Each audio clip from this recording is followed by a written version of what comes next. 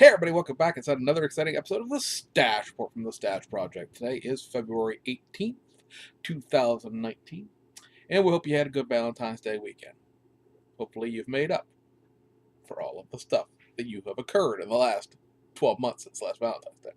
At any rate, we have a little show for you here. We've got a few releases, both domestically and overseas, and a couple of new things that were just announced ahead of Wonderfest, which is a primarily sci-fi related trade show, hobby show in Japan.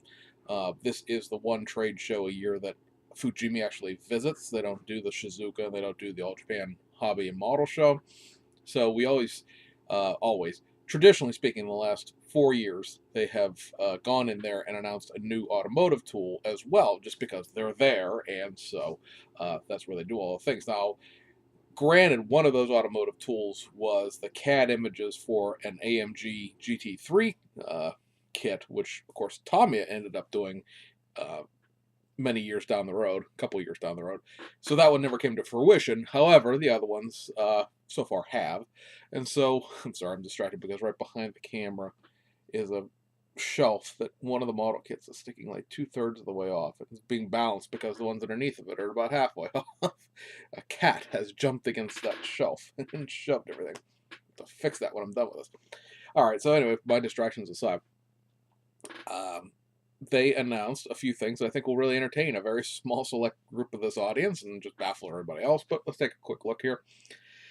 They are, and these are 2019 just generalized releases. There are no actual specific dates attached to this. I'm going to assume that the one image I'm going to show you that's a CAD image is probably the one that's going to be first, just because it's already in CAD format, and the other ones are just announced with it since it's sort of the same type of deal.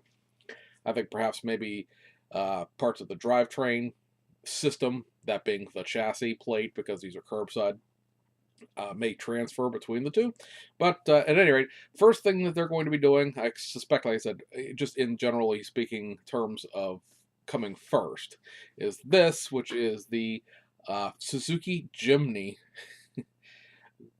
You're just sitting there going, oh god, a Jimny. He talks about Jimnys out of Hasegawa all the time. Yes, well, now Fujimi is getting on the Jimny train. With this is the JB23. This is the 1998, I believe, specification for this vehicle. This is a very interesting vehicle in the sense that it is obviously a very small SUV. It does have, I believe, in the one format a all-wheel drive system, so it's technically an SUV in that sense. It's not just a big boxy car.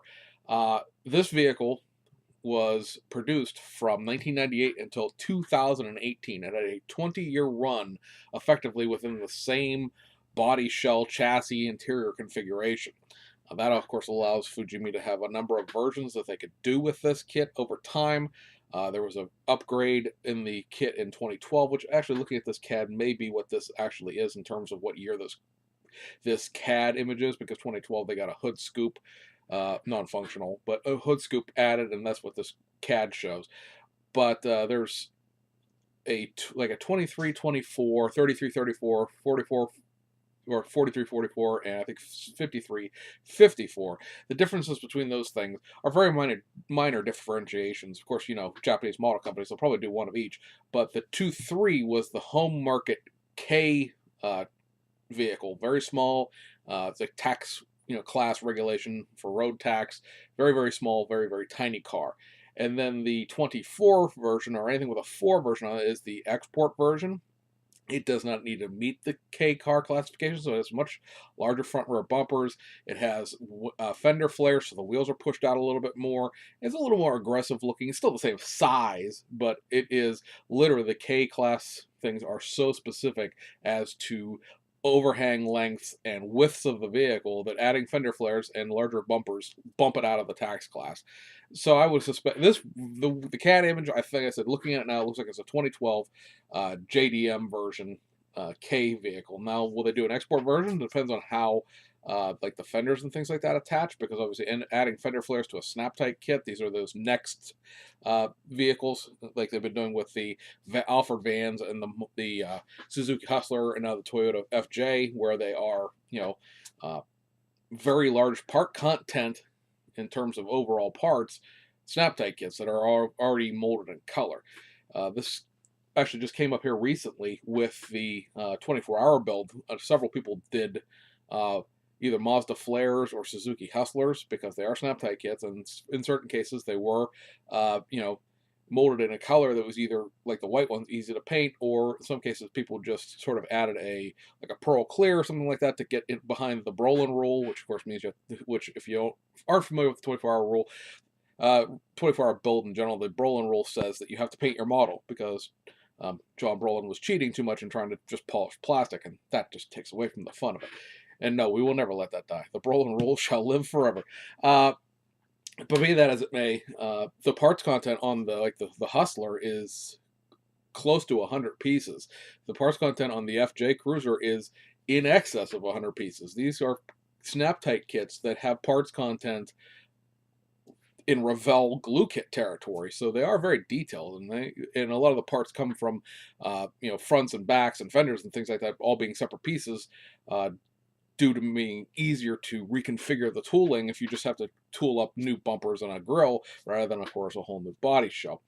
Seeing a little bit of that out of Aoshima with the Pro boxes and the R34, but so on and so forth. You get the general gist with it. I don't want to make a 20-minute video on how those kits work, but that'll be one of the first things I think will come out. And then they're also, for people who are really up on the new Jimny that just was announced and released in 1/1 scale here towards the end of last year, the 2019 model, they're going to be doing that as well. So there's going to actually, they've announced 2 versions of this, and now you can see what I mean between the 4 and the 3. In this case, it's just a number.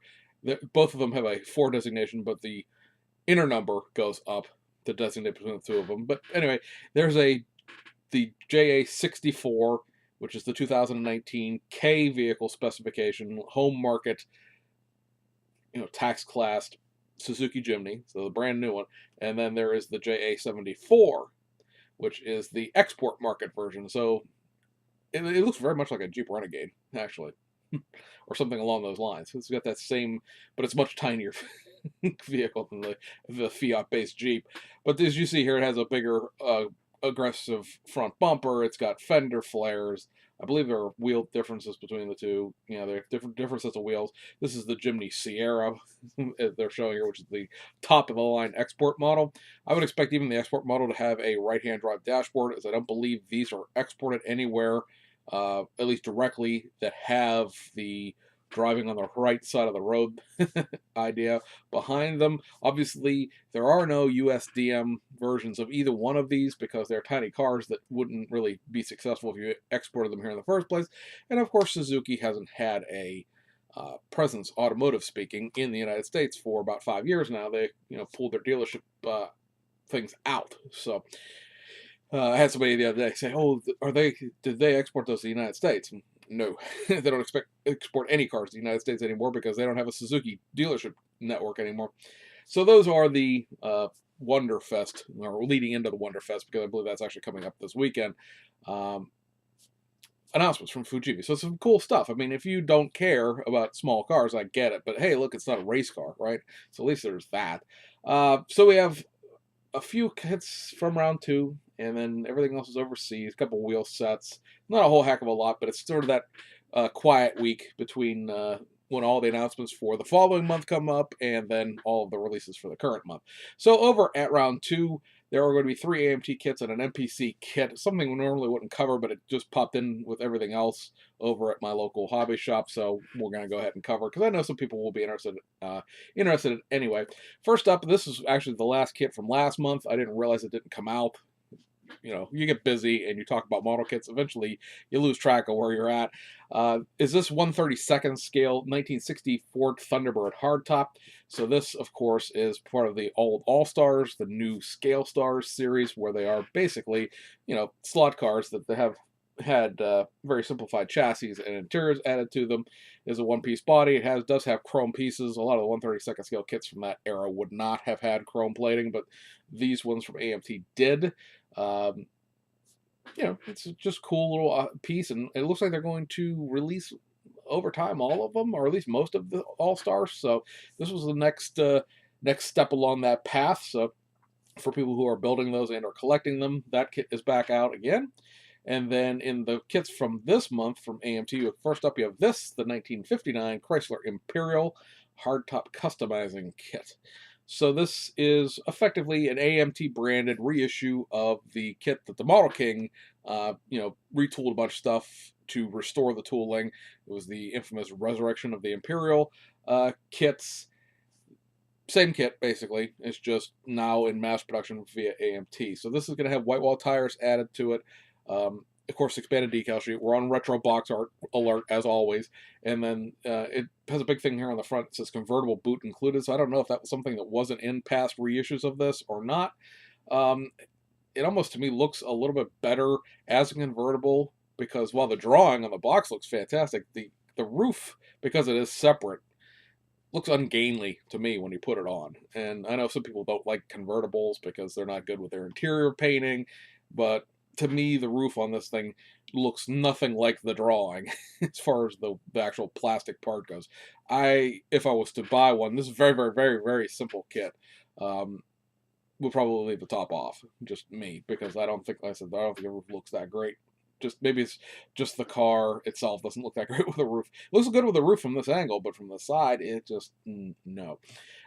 Which is nothing about the kit per se. It's just maybe I just don't like the way the car looks. Anyway, also an AMT reissue of the 1969 Chevelle SS396 and the basically the retro box art from the first release, or maybe this is the second release of this tooling from the 1960s, early 1970s, in the Ratman drag version. Now, this is the 3-in-1. You can't build a stock. All the custom parts are included. All the drag parts are included. You may recall this kit has some Firestone 500 pre-printed drag slicks in it, and this is the first kit that those new tires will be included in. So there's something little, something new in there to try to get you to buy something that you already got 10 of. Obviously, expanded graphics, retro box art, all of the things you come to expect from the folks over at Round 2. And the last thing we're talking about from MPC is this. It is the Super Trailer combination trailer van display case. This is almost useless as it's designed, right? Because obviously the body panels are all clear plastic. And so they've got injection molding, injection kickers molded into the inside of the clear pieces. There are going to be, seams on the inside of the clear pieces for the curved parts of the body. You've got the fact that you have to glue all these clear pieces together, except for obviously the back doors because they function.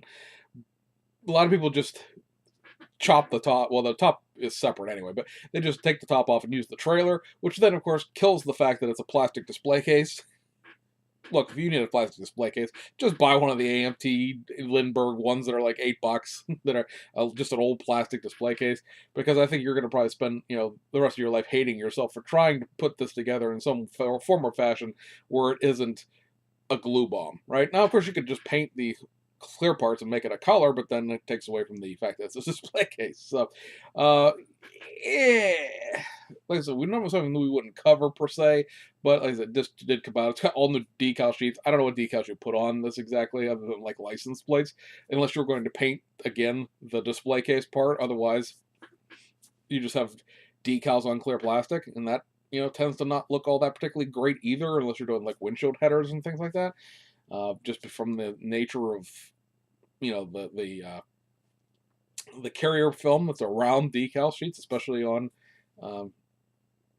domestic decal sheets. Although Round 2 stuff is done by Cartograph, so it might not be too terribly bad. But I just don't understand what the what the point is there, unless again you're gonna paint the display case.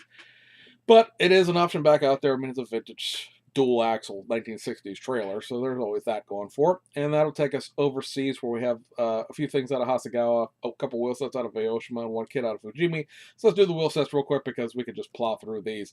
Reissue of the 18-inch Volk Racing TE37 RTs, which are supposed to be the red tinted version of the TE37s, although I don't believe these ones are actually molded in red.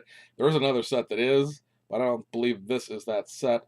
The Graham Light 57 Extreme wheels, the Work Emotion KR Kiwamis, or CR Kiwamis, excuse me, and then the Workmeister S1 3-piece. All 18-inch wheels, all wheels that have been reissued a gajillion times.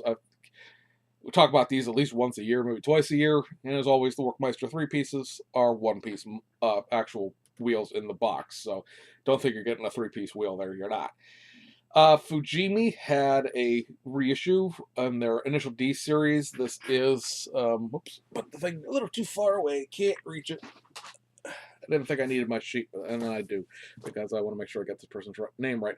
So this is Fujiwara Takahami's Subaru WRX. Effectively the same WRX coupe that Fujimi does for everything else, except with a different set of wheels and some different decals in it to make it the initial D car. So you know what you're getting into there. Very sort of simplified curbside. And that'll take us over to Hasegawa. We have a couple of reissues and then one modified reissue. So a straight reissue is this. It is the Jax liveried Honda Civic 3-door, as I like to call the hatchback. The Honda Civic 3-door from the 1992 JTCC season. Straight reissue. This kit's already been out. Came out a couple of years ago at this point. But they're just rerunning it.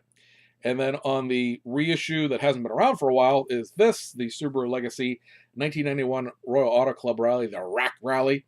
Now, we've done a little bit of research. I've done a little bit of research on this car that shows, at least from what I've seen, that for the 1991 Rack Rally, this is appropriate in the sense of being a Rothmans livery, but without the Rothmans actual wording, because at this point, the UK was like, no, you can't have your tobacco liveries anymore. So the rallying team and rallying Subaru, rather than the Rothmans wording, is correct for this particular rally, and that is what is included. There is no like secret Rothman stuff in there like there was on like the cabin racing that had the cabin with the non-tobacco livery and then had fill-in letters if you wanted to do other races to make it the actual non-tobacco and tobacco livery. This is what this is. I believe it ran this way for the entire season. I also believe, I think it's Shunko. Might be Shunko, might be somebody else. Might be Decal I'm thinking of. Did a 1990 version of this in 1991. Or it might be a 91, 92. It does have Rothman wording to it. So if you wanted to get,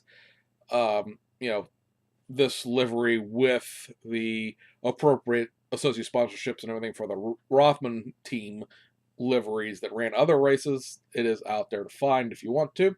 And then the last thing for this video is this, the modified reissue of the Honda N360 in its race configuration. So this is going to get you basically 2 parked runners of pieces. This is going to get you some new wheels. It's going to get you some new interior pieces, the roll cage, I believe there's a new steering wheel and a new sort of quasi racing seat. This kit does come with a number of pieces of decal to it. In addition to this livery, you sort of see here with these blank boxes and the 360cc engine designation and the black stripe that runs the vehicle itself. There are I think it's 4 sets of numbers, and there are some roundels as well, the round placards and the square placards. This vehicle was not factory raced by any team anywhere in Japan, but it was privateered in various, low CC races around the country. So it gives you a bunch of options of different things you can do with it in terms of, making it a race car, but there are no drivers' names in it. There are nothing like that. There are regular license plates in here, but I don't know how you would run, this car on the road with no headlights and things like that. So that's kind of interesting. I'm guessing they're giving you the option to build it stock in case you've not bought one of the factory stock ones. Also, the fender flares are separate. They're part of the runner that includes the very interesting 3-point roll cage. It's like a roll hoop that goes behind the driver, and then like one pole that goes straight back over the middle of the roof and then down to the back of the hatch. I suppose it would be effective to keep the hatch from collapsing on you, but it would still smash the roof right onto your head in the front.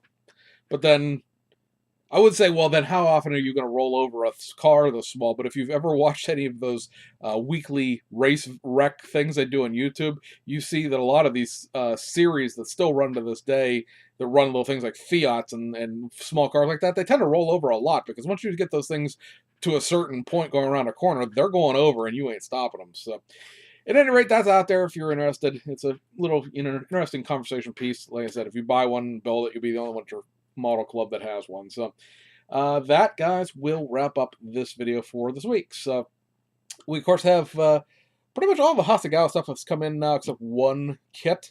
So I expect that'll probably come out here the next week or so. There's still one more kit from Fujimi. There looks the BMAX M6 in the Team Italia livery will be out this month or very early next month. Depends on when it actually shows up to be distributed. And of course, we have all of this month's Aoshima stuff to get out as well. So there's still a few more things that have to come out in the next 10 days before the end of February. Anyway, we hope you enjoyed it, and we'll see you guys on the other side.